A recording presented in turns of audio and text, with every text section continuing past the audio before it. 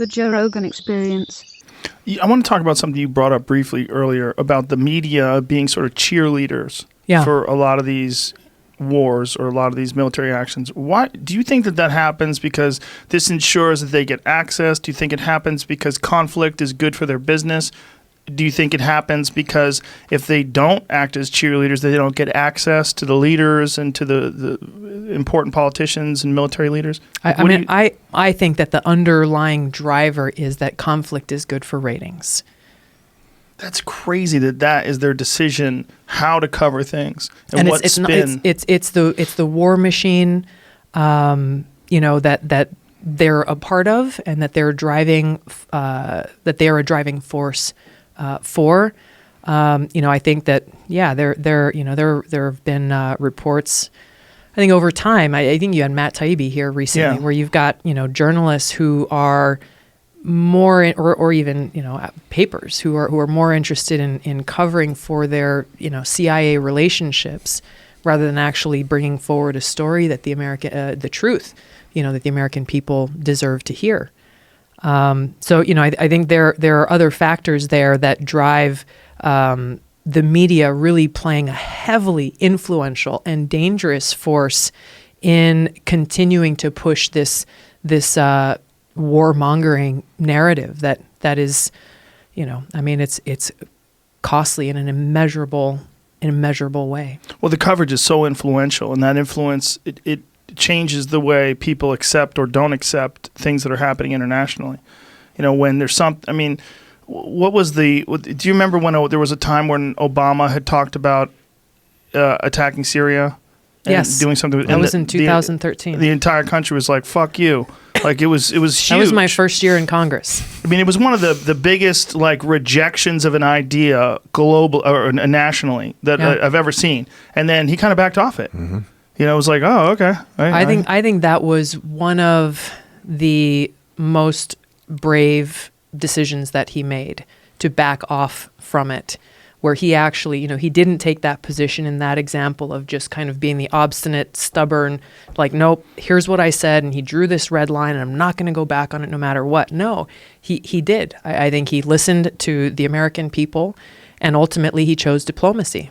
Well, this is an area where people have been critical of you, is your position on Syria and the fact that you had met with Assad, and this is something that gets brought up. And again, it gets brought up in these little soundbite things that are seeking to define you without any nuance or any complexity. They try to let this little tiny sentence or two define your position, and then they can repeat that to other people without really knowing what they're talking about.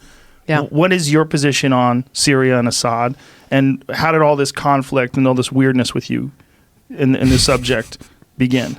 I think it goes back to, again, the opposition that comes towards me from the political establishment, the corporate media and the military-industrial complex, because of the leadership and the voice that I've been bringing, calling for an end to regime change wars, whether we were talking about the one in Iraq, Libya, and in Syria.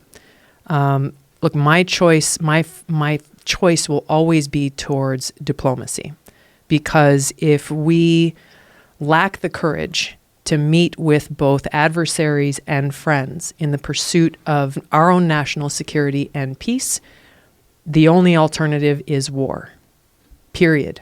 That's the way it is. So I will always choose to maximize all diplomatic means and measures and talks and negotiations to further our interests of peace and national security, recognizing that war should always be the last resort, if necessary.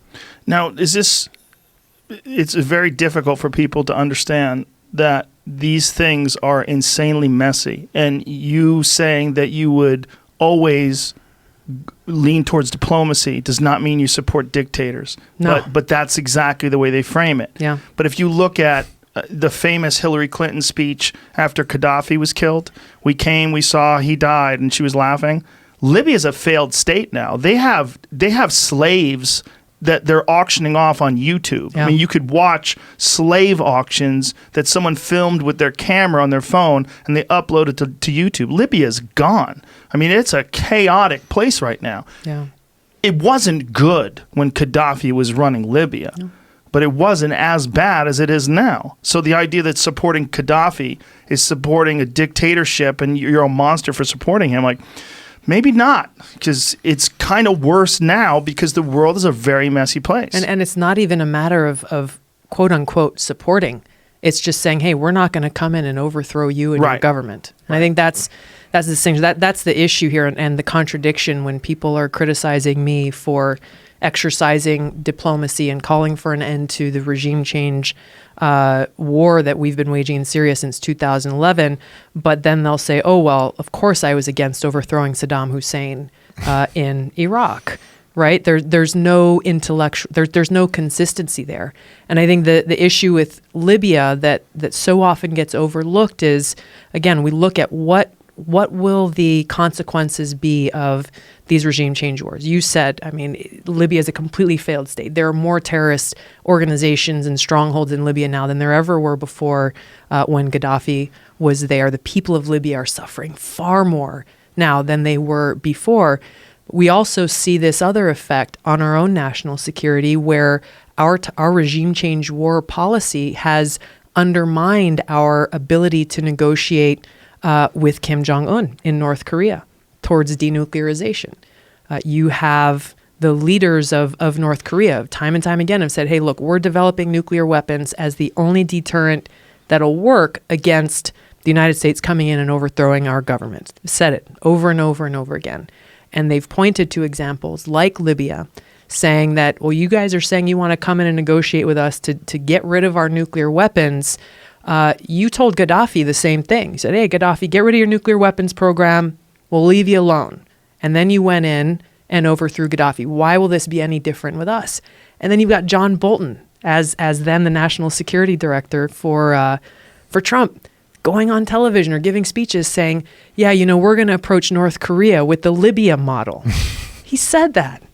And so when we wonder, like, hey, why aren't these? And I think Trump was right, and I've said it publicly. Trump is right to have direct negotiations with Kim Jong-un, but he hasn't gotten anywhere. And you've got to look at why. And this is one of the reasons why. Continuing to say, hey, no, we're not going to overthrow you in your government, Kim Jong-un. But on the other hand, you're continuing the policies that directly undermine your ability to make that agreement that'll hold and that'll stay. And as a result, now we have North Korea that's nuclear weapons program is continuing to escalate. Their capabilities are continuing to grow, and it poses a threat not only to my folks in Hawaii, the people of Hawaii, given our proximity to North Korea, but their capabilities now, they're extending across the West Coast, they're extending across the country, posing a very direct existential threat to our country and to our people. So you see how that decision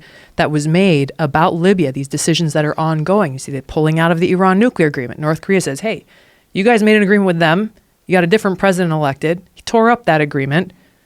Why should we think that's going to be any different with us? So these policy decisions that are being made are very directly connected in having the effect ultimately of undermining our national security and making the American people less safe.